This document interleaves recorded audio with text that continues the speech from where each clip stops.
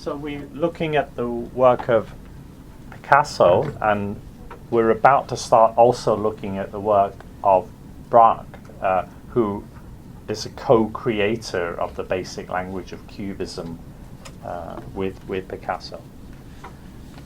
So we'll go. We've started off looking at a single artist's work, but we'll start to look at a quite unusual artistic dialogue very soon. Looking at the early work of Picasso, often broken down into the blue and rose periods, that was work almost a sort of symbolist art, very evocative, difficult to pin down the subject matter sometimes, quite moody. And what happens around about this time, 1906, when he painted the portrait of Gertrude Stein, is a sort of shift away from that kind of moodiness. I mean, there's actually a lot less of a feeling of emotional tone in this work. There's a kind of coming down to bare reality somehow. And Cubism is as much, therefore, which Cubism comes within a few months of this painting, actually, the beginning point, if you want to measure it. It comes as something of a rejection of the art that he has engaged in so far, rather than a continuation of it. Of course, there was some simplification of forms, stylization, elongation of forms, for instance, in those early works. So, and Cubism carries that further. But that kind of emotive quality, I think, has already disappeared in this work, even though something of the same color scheme of the rose period is still there in a way. It's a portrait, but very stylized features is what he ends up with. Maybe it didn't start that way. He worked a lot from the model. There, over that winter of 1906, he had something like 50 sittings with Gertrude Stein, the American writer who was living in Paris and who was also, with her brother, art collectors and the center of a kind of cultural circle that Matisse and Picasso were part of. So he's working from reality. It's a bit like Matisse's portraits, like a portrait of his wife that he did in the garden, which also ended up with a very mask-like face, but there were a lot of sittings before he got to that point, starting point from reality. And we'll see during his whole Cubist years, Picasso remains interested in portraiture, more so than Braque, I would say. Portraiture is the whole art genre where you are most concerned with individuality. So it's a funny thing if an artist who starts to move towards simplification of forms, as the Cubists do, remains interested in it. But Picasso does, and maybe it's a way of signaling that he's always an artist concerned with reality. There's a sort of very simplistic way of looking at the development of modern art to say that Cubism is like a sort of stepping stone towards abstraction, you know, as if that's the direction modern art was going, from realism to pure abstraction, and the Cubists sort of got halfway there, but they didn't quite get the whole way, and then other artists like Mondrian came along and took it further, or something like that. That's kind of notion of progress in art, but I don't think personally that kind of notion works very well, and certainly it doesn't understand the real orientation towards reality which is there in both Picasso and Braque's Cubism. It's not a kind of weak or failed attempt to become abstract, and the interest in portraiture is part of that. It's almost as if portraiture is sort of in crisis, vision in crisis. The portraiture, the idea that you can express something about someone's inner life by just painting the shape of their face. The ending up with a mask is almost like a signification of the impossibility of that process. a shift from the belief that was there in the past that someone's appearance reflects what they are like. If you have an ugly face, it's probably because you've got a brutish soul or something like that. Well, modern people don't really believe in that. At one point, he said something along the lines to Gertrude, "I can't see you anymore when I look at you." It's kind of a crisis of being able to kind of visualize. And so you end up with this mask-like quality, which he seems to have reworked it in the absence of the sitter. He's had some difficulty with this work. Now that's unusual in itself, because Picasso is normally a very self-confident artist, or happily going ahead every day, creative, no long periods of creative block or anything like that.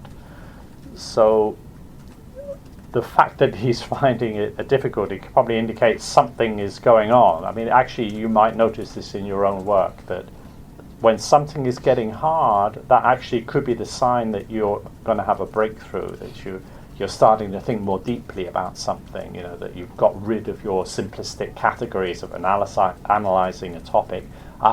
I don't know what I want to say anymore. Oh, well, don't give up, because actually you're close to your breakthrough, perhaps. At that point, you're starting to really get down to things.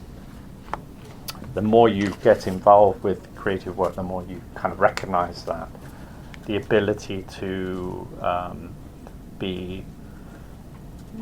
to accept things being a bit kind of chaotic or lacking kind of order is maybe a necessary step for a creative breakthrough.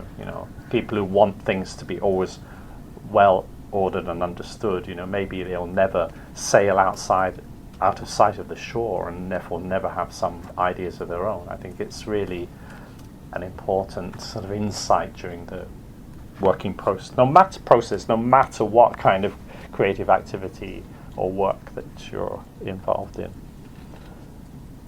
Being able to accept that situation. Maybe there's a new stylistic influence coming here. Some people have seen influence from early sculptural art from the Iberian Peninsula. That means the peninsula where Spain and his native Spain and Portugal are to be found. Some evidence of his interest in that. A lot of pre-Renaissance sculpture, you'd find more simplified treatment of human features anyway, so there's a lot of potential sources he could have looked at. The interest seems to be shifting towards form, not just to personality anyway. It's a fairly cool way of looking at things.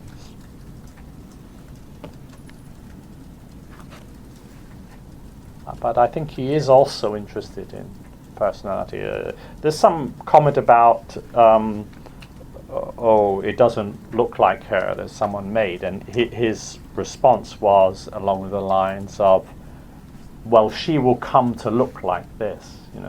I think that's a kind of interesting insight in a way, the power of art. That you don't have to worry about whether you can make an image that is like to reality. You, as an artist, have the power to determine how people look at reality. You can present an image of something, and if it's convincing enough, that will help people to look at reality that way.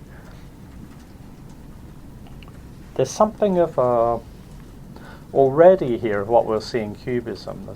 We have almost like a frontal view of the face, but yet it's a slightly three-quarters view.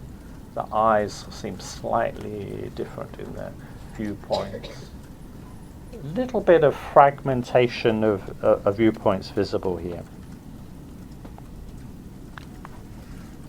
Two nudes, 1906 again, same year.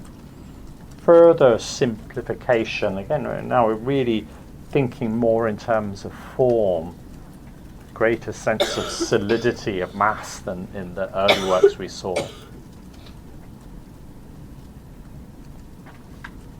It's almost as if it's the same figure seen twice. like a double exposure. Or to put it another way, it's almost as like a painter wishing they had the ability, as a sculptor does, to represent the different sides of a figure, not just have to choose one aspect to look on. That's something I will come back to again, the sense of Picasso as a painter thinking about sculpture a lot during these years of Cubism. It almost becomes a kind of paradigm for him, I will say, sculpture. You know, this interest in solidity. I think he's looking actually at the work, for example, of this sculptor, Mayo, his Mediterranean. Mayo breaks the figure down into sort of fairly simple blocks and a very massive quality to it.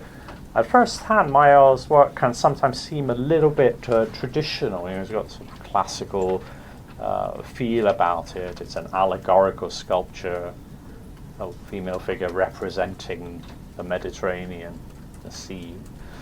But actually, there's something modern about it as well. Maybe Picasso could see that. All this motif of plaiting her hair, it's which is sort of doubled up almost.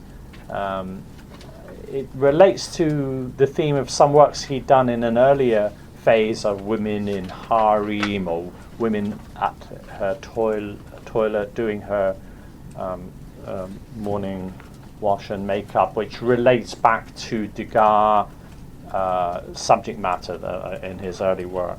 All that it is the background, but it's a little bit less anecdotal now. It's more pared down. I suppose the biggest influence, I've mentioned Mayo, but the biggest influence, of course, is Cézanne.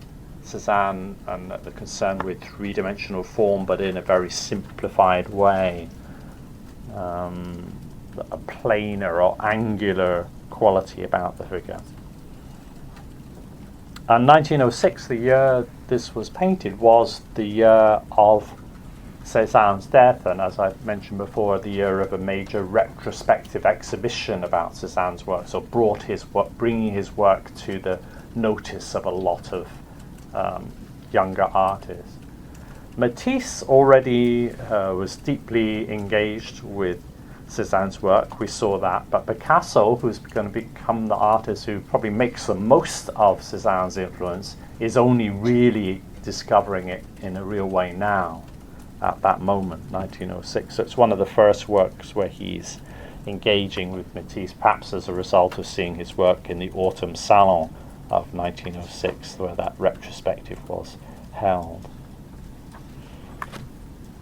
And pretty soon, it leads to this, which is very famous work in Picasso's whole output and in notional starting point of Cubism, one can say, the Demoiselle d'Avignon, 1907. Well, begun at the end of 1906, but painted into 1907.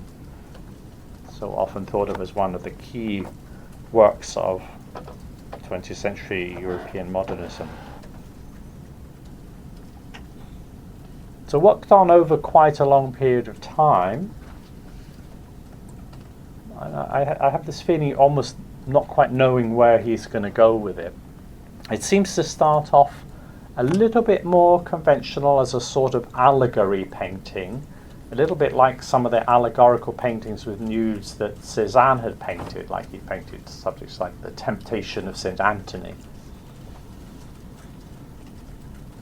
But it becomes less allegorical. Another shift is that the initial painting showed male figures as well as female figures. There was a medical student and there was a sailor. We know this from the drawings he produced working on this.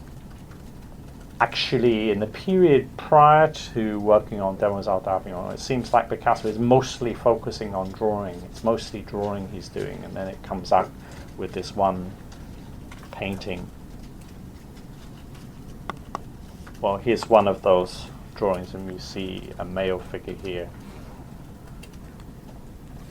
sometimes the male figure has a skull. That's a kind of memento mori symbol of the shortness of life. That maybe comes up because the theme really is prostitution. The title, although the title was apparently not Picasso's himself, the Young Ladies of Avignon, Demoiselles d'Avignon, it refers to not to the French city of Avignon directly, but to a street in the red light districts, the prostitution quarter of Barcelona, the Spanish city, Basque Spanish city where he had been living before. So prostitution, you could say, is the subject, but then the anecdotal or allegorical dimension of it starts to disappear. Tied to the notion of prostitution is the notion of disease. It comes up, and so the figure of a medical student would reference to the medical examinations that the girls had to undergo, legal structuring of how prostitution was dealt with, and a sailor would be a typical kind of client in a port city of prostitutes. Another thing was that in the original drawings, the original conception, it seems, the girls may be eating the fruit, and eating of fruit, a woman eating a fruit in the Christian context refers us back to the story of Adam and Eve and the fruit of knowledge in the Garden of Eden. So these are some of the things that are there in his initial thinking. The fruit stays, but no one is eating it anymore. And maleness, you could say, stays, but not in the form of male figures, but in the form of the viewer as a sort of male visitor to the brothel. It's a little bit like Manet's famous painting of Olympia, where we have a painting of a prostitute, and we, the viewer, are simultaneously kind of gendered as a male visitor to the to that situation. So maleness is sort of transferred out into our space, into the gaze. Whether we are male or not is we are kind of notionally taking on that role. That was one way Manet took on the idea of how to challenge the male gaze, which was, fed by many average second-rate salon artworks of his time. Woman as subject, something to be looked at, and men as the active bearer of the gaze. Funnily enough, that strategy of Manet's, it does make the viewer self-conscious of their role, and viewing art and visiting a prostitute get sort of interestingly put together. But you could argue that makes even less space for a female viewer, because a woman looking at the painting has to be looking as if as a man. It's actually less space for female spectatorship somehow, by exacerbating the maleness of the gaze. So here's perhaps another strategy of dealing with the sort of objectification of woman in painting, and that is to stylize the treatment of the figures, so that there is less for the eroticizing male gaze to feed on. So it's frustrated at a different level. Well, I'm talking about meaning because I think meaning always comes into things, but I suppose the first thing we're aware of when we look at this work is form, simply because the formal language is really so new. It's very stylized, angular vocabulary of forms, both in the figures and in the background. Some shading, but also absence of shading where you might expect it, a sort of flattening out. There is some space, some depth, but not much. It's a fairly shallow space. There's the figures are more or less in one plane, and behind we have curtains that somehow block the space. There's no deep space, no perspectival deep space, no diagonal lines taking our eyes back into space. So it's the figures sort of confront our gaze, and the shallowness of space somehow adds to that. We can't sort of escape past them, as it were.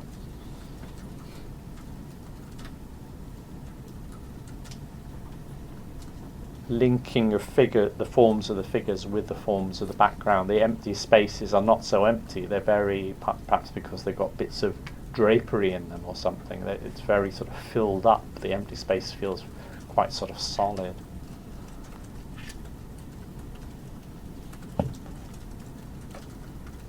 There's something about the work that is really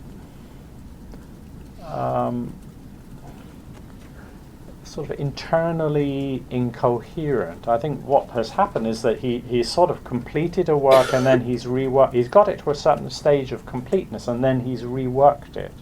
It seems pretty clear that these two heads here were painted more recently than these two heads. One could and to some extent this head has been reworked, perhaps. One could imagine that at a certain stage the conception more was to produce a painting where all the figures would be like this, and that would have been a more unified, more coherent piece of work. But then he had further thoughts and made this a radical change. So there is this strange disparity within the work. So at a certain level it's hard to describe it as a kind of successfully unified work. And Picasso never put it out into exhibition on its completion. He kept it in its studio as a sort of resource to work with, to bounce off. And he not only does he come back to it in the following years, during the creation of Cubism, it's a sort of starting point for all that. But even in the 1920s, you can see him coming back to find things in this work that he can use. It's a very rich resource, maybe because of its internal inconsistencies. It's a beginning point for Cubism, that's one way of thinking about it, but actually, in order to move ahead to produce his Cubist style, he can take things from here, but he also has to leave some things behind. There's too much here in a way, too many things going on. Too many novelties for him, even within Cubism, to deal with all of them.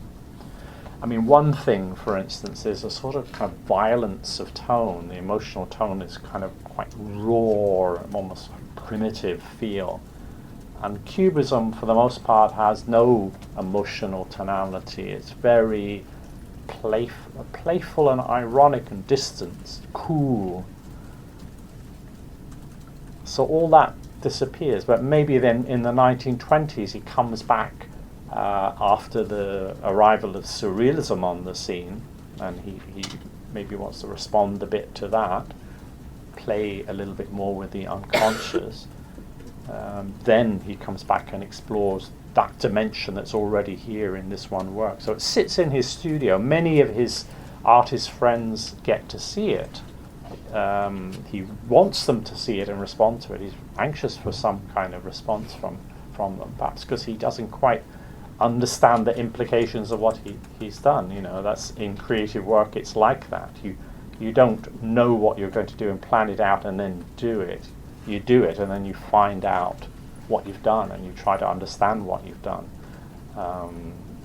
Even in writing an essay you can find the same thing. You find yourself writing something and you think, oh, I didn't know I thought that. That's interesting. You'll discover something through doing something.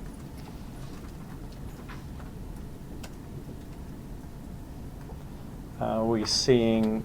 another thing I should say is the size of the image marks it out as unusual. It's 8 foot square.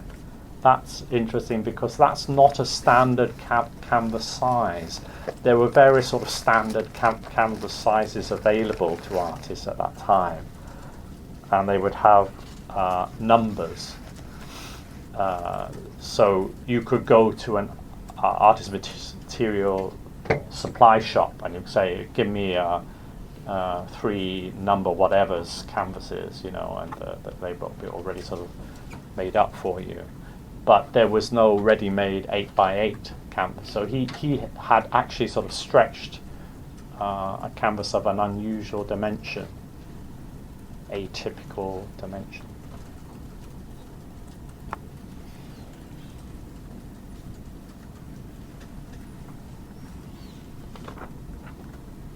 So, looking at the sources, oh, there's another, well, watercolor, very drawn kind of idea. It's already quite close to the final conception, but here you see it's much more unified. The 5 faces are pretty much in the same style. So at the last minute, he's disrupting. He could have stayed with a certain kind of unity within the work, but he chose to go beyond that to this.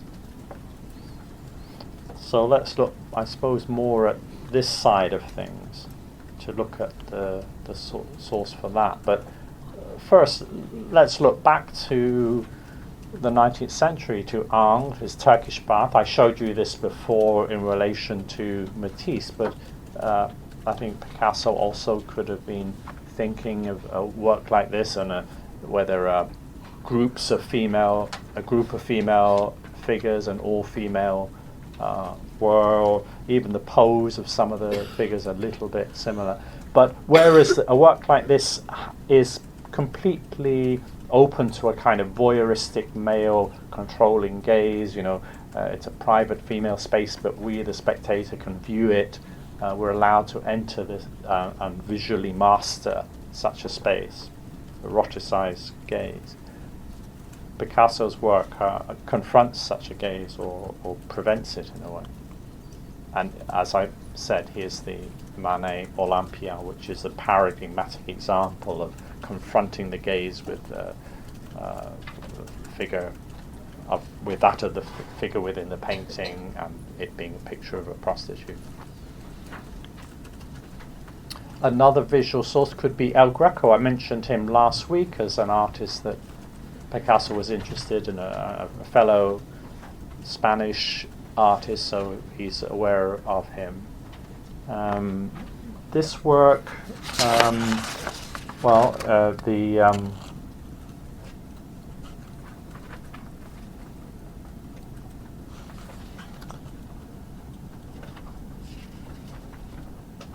the apocalyptic vision would be one title it is given, or the fifth seal. I seem to have left it off this. Oh, have I left? Yeah, I've left it off the slide list because it was it took me a while to find a copy of the slide. But anyway, it was in a private collection in Paris, I think, at that time. So Picasso could actually have seen this particular work, someone that he knew, I think. Now it's in the Metropolitan Museum in New York. A little bit similar in the way it has naked female figures and the drapery close behind them, and of course something of the distortion. So that's another possible source, not for the emotional tone of everything, but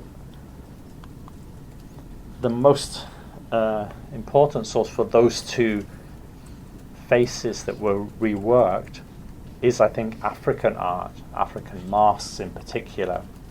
So the striations you see on those faces could relate to, you know, this kind of striation that you find sometimes in African masks. In African masks, the faces can be very reductively represented. It gives an artist permission, as an artist become inspired by this kind of art, a permission to radically simplify the treatment of the human face.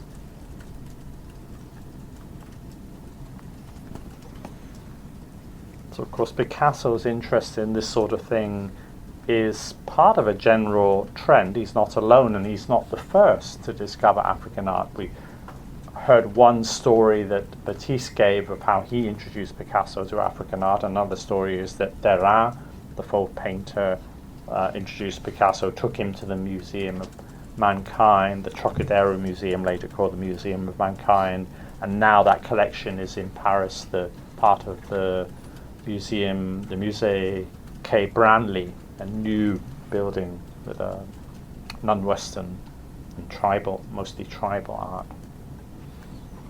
So being a colonial power in Africa, there was quite a lot of African art to be seen in Paris. Same thing amongst British artists for the same reason.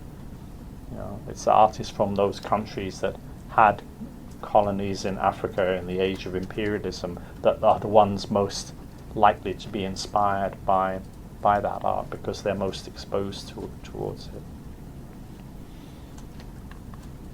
Here's another possible source for the striations that we see on those faces. It could be related. Again, it goes back to the point I made before about a lot of the Cubist work of Picasso is a little bit inspired by sculpture. So it's African sculpture, not African painting, that is of interest here. Masks as sculptures and the actual physical marking, striations on the wood. Maybe this is the source of this kind of face here. In any case, these two heads, because they're treated in a very different style from the rest of the painting, not just from the other heads, but even from the bodies of the figures on which they are placed, in large part, then they read almost as if it's a figure wearing a mask. The mask-likeness of it is emphasized. Of course, that striation is carried into the body itself to some extent, but there's really a different stylistic language, almost as if they are figures wearing masks. So on the one hand, this interest in African art is interest in art of a simpler society, a so-called tribal society. It fits in the broader trend that also gave us Fauvism as an art that wants to renew painting by going back to emotional simplicity and emotional rawness. These were felt to be societies that perhaps were less over-sophisticated than ours, that had some lessons for ours in terms of visual representation, or more broadly too, lessons on how to live, that maybe they were still in touch with their emotional life, still, in touch with nature. It's not the harmonious image of a simple culture like Gauguin gives us of Tahiti. It's a different kind of more raw quality of primitivism, but still part of the same strategy. And it's an enormous trend, really, that's still with us in modern life, whether it's about using natural materials in clothing, or natural hairstyles which could take a lot of effort to produce, and all that sort of thing. All these things, or the desire for holidays in unspoilt location. It's all about recapturing simplicity. I live in a city, but when I'm on holiday I want to go to an island where there's nobody else. But of course, I'd like to have a 5-star hotel if possible. Anyway, all these sort of contradictions come in, but it's still a kind of world we live within, this desire for escaping our over-sophisticated life, or fun, getting more in touch with our feelings, or it could be expressed in many different ways. And here it is in art, I suppose, trying to do that. And African art, particularly important for Picasso, but also Derain, Matisse, and many other artists of this time, as a source for that. African art, African sculpture, and the other source that's even more important, and we'll come on to in a minute, is Cézanne. We've already mentioned him in relation to the first two works that we looked at today. So Cubism is really born of putting those two together, and in Les Demoiselles d'Avignon that happens, the two are there. But I want to emphasize they're not quite harmonized. It isn't quite like that the two are kind of merged into a style which becomes the basis of Cubism or something like that. They're both there, but they're not quite made into one thing. They stay two different things. There's a kind of inner heterogeneity about the Demoiselles d'Avignon. He hasn't digested those two influences and found a way to put them together. He's just juxtaposing them in large part. And this whole idea of Africa as a kind of primitive place, of course, it's almost, in one sense, it's very clearly a sort of racist idea of oversimplified way of looking at the art of that time and place. African art is many different things, and within African art you also get quite detailed, realistic representation in African sculpture. Here's one example. So it's a selective way of looking at African art. Often the works they were looking at may even have been fakes, or poor examples. Maybe they don't have strong aesthetic discrimination, Even today it's a little bit difficult to say what is the aesthetics of this art. Anthropologists may look at this art, but they look at it in another frame, not from an artistic frame. It's rather difficult to say. In some African cultures, maybe you can talk about their own aesthetic language and how they talk about their own artistic products, but in some cases that's a little bit hard to recover.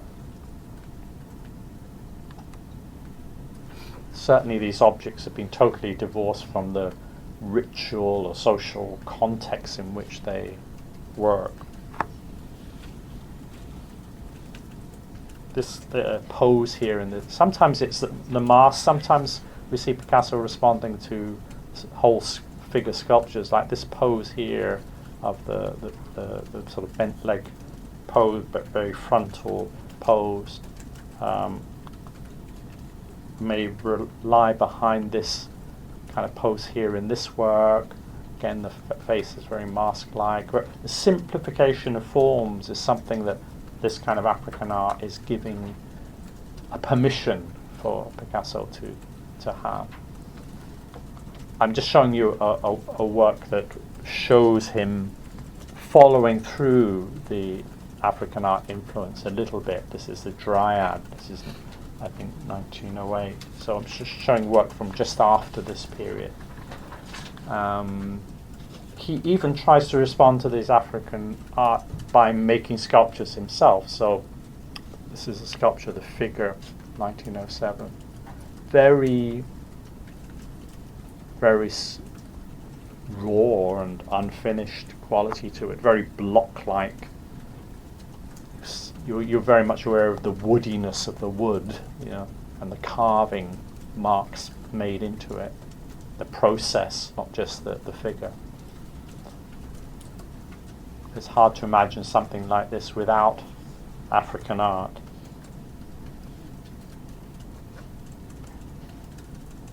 Somehow the response of artists, sculptors to African art is, although it's there, it's often less interesting than the response of painters.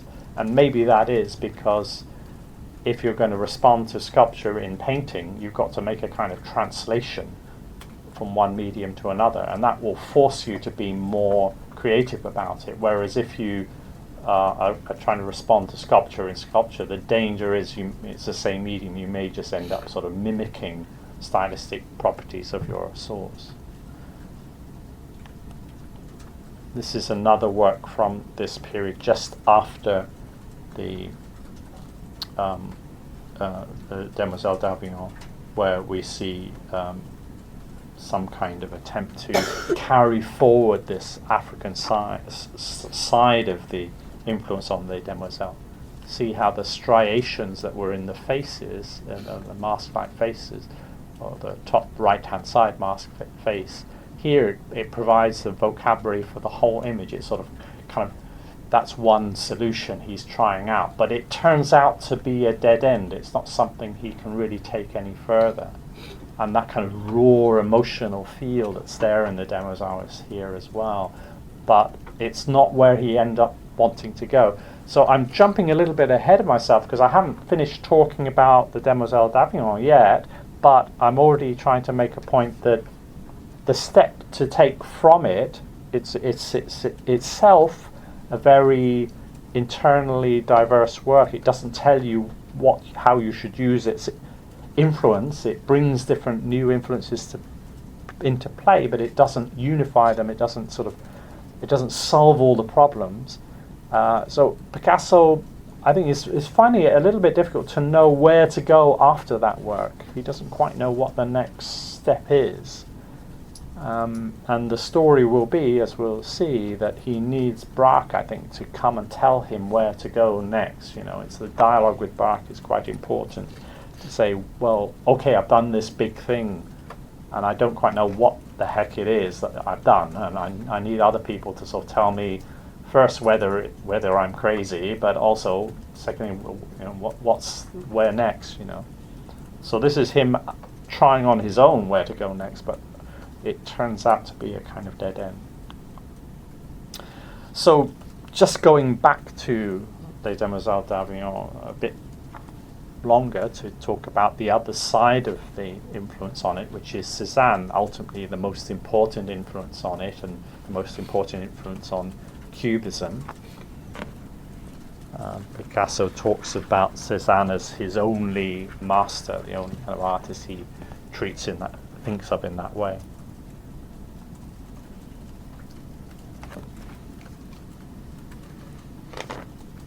This is, of course, we've seen before, this is the Cézanne Three Bathers that was owned by Matisse, so it's one of the Cézannes we can be pretty sure that Picasso had seen.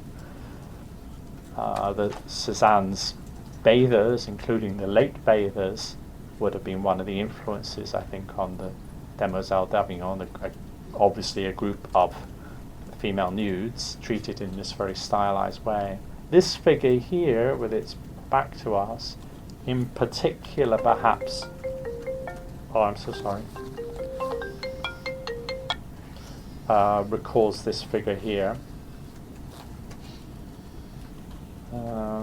So, some quite close properties to it all. But it's the faceting of planes, the reduction to simple forms, that is all from Cézanne. Also the multiplicity of viewpoints. We're having here a side view of a nose, in a front view of a face, or the figures looking out at us, frontal view of the face, but a back view of the body. It's really twisted around. These are things we could say have come from Cézanne. Strange breaking down of forms like we have here with the legs of a figure linking to the body, the front of the body of that figure, of another figure. All these things prefigure in a little way Cubism. Cézanne is sort of on that road. This is the Philadelphia large bathers. But more specifically about this theme of multiplicity of viewpoints, which becomes a major factor in Cubism. If we look back again at the Cézanne still life with plaster Cupid, we seem to be looking up on the face of the Cupid, seeing the chin from underneath, yet we're looking down on the table. There seems to be a sort of bringing together of different viewpoints within the same work, shifting of viewpoints. So all of this is something there in Picasso, but then exacerbated in Cubism, a move beyond unified Renaissance perspective.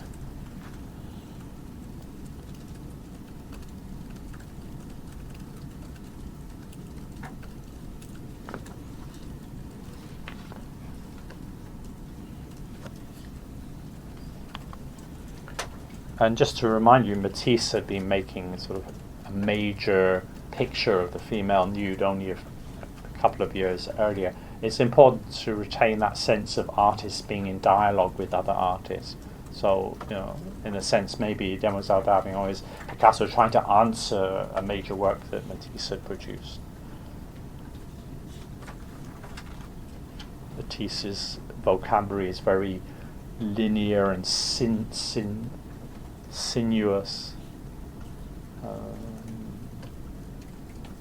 Picasso has answered that with a very different vocabulary. An exterior scene answered with an interior scene.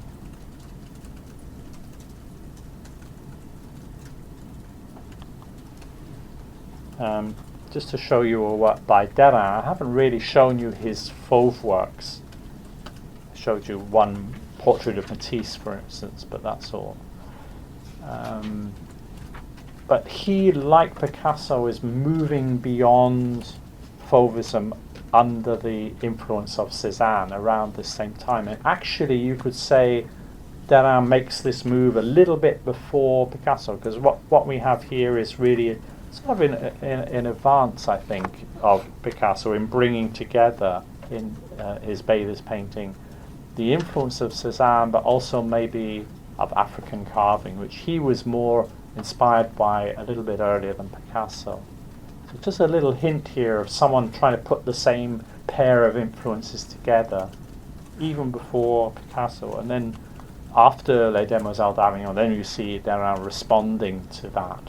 This is one of the several works of this period which you can say are artists in Picasso's circle responding to what Picasso had done. So it's all part of a very close dialogue. A lot of artists are pretty much at the same place, interested in the same things, probably talking to each other about African carving. Derain had one in his collection, and, later Picasso did. There's a discourse within which this rather strange art was being created. It didn't just sort of come from nowhere. There was a sort of frame that they shared that gave encouragement to their work. So at one point Derain was right up there, right at the growing edge of what art was doing in Europe at that time. He just didn't sustain it the way that Picasso did.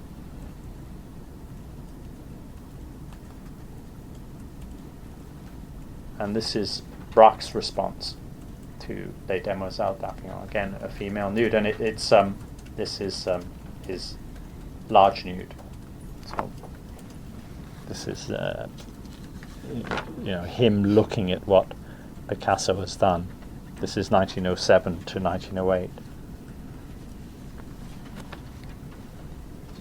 It's rather unusual for Braque to paint a nude. It's not a theme that interests him very much. He's much more interested in landscape and still life, whereas Picasso is very interested in the human figure. So if Braque is painting the female nude here, I think it's in large part because he's trying to engage with a picture of the female nude, a painting of the female nude by Picasso, the Demoiselles d'Avignon. So it's him trying to dialogue with what Picasso has done and trying to digest for himself what are the lessons of Les Demoiselles d'Avignon. Maybe for him it's enough just to take one figure and let's see if I can come to terms with that. It's very similar in its colouring, the blues and the browns, and the subject matter, the pose quite contorted, a face turning round at us even though we see the back. That's very like the figure in the bottom right hand corner of the Demoiselle, even though that's a seated figure, and the link of the figure with the drapery behind, the forms of the drapery, forms linked to forms, that's also something that work gives us. Braque had been working in a fauve style, colourful style. He'd shown early some interest in Cézanne and with structuring, but here he is responding to what Picasso has done. It's a little bit less radical than Les Demoiselles d'Avignon, yeah. But maybe that's what is needed. In a way, there's too much in the Demoiselle to really take it all ahead from in the next step. So one needs to put down some of that luggage to go on the next stage of the journey. You can't take it all with you. It's too problematic. Braque seems to be the one who realizes that. Basically, the story is he's bringing Picasso back towards Cézanne. He's saying, well, okay, African art may be part of it, but really, let's go with Cézanne more and push what he did to the second level, or next level. When he first saw the Demoiselle d'Avignon, he says something like, it's as if Picasso wants us to eat rope and drink gasoline. You know, it's like, I can't come to terms with this at all. But no, there's something there he has to eventually come to terms with. In Braque's art, there's much less interest in African art overall. Now here you can say, well, the face has a kind of mask-like quality that can go back to African sources, even though in Cézanne too there are mask-like faces. But overall it's much less important. He does say it was important to him. He says, it permitted me to make contact with instinctive things, with direct manifestations which were in opposition to the false traditionalism which I abhorred. So he'll say that much, but I would say stylistically there isn't a great deal in his work that goes back to African sources, and that kind of concern with sculpture is not really there in the way it is for Picasso. Here is a statement of 1908 by Braque, which I think relates quite well to this work. I think he's talking about it, actually. He says, I couldn't portray a woman in all her natural loveliness. I haven't the skill.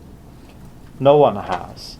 I must therefore create a new sort of beauty, the beauty that appears to me in terms of volume, of line, of mass, of weight, and through that beauty interpret my subjective impression. Nature is a mere pretext for decorative composition plus sentiment.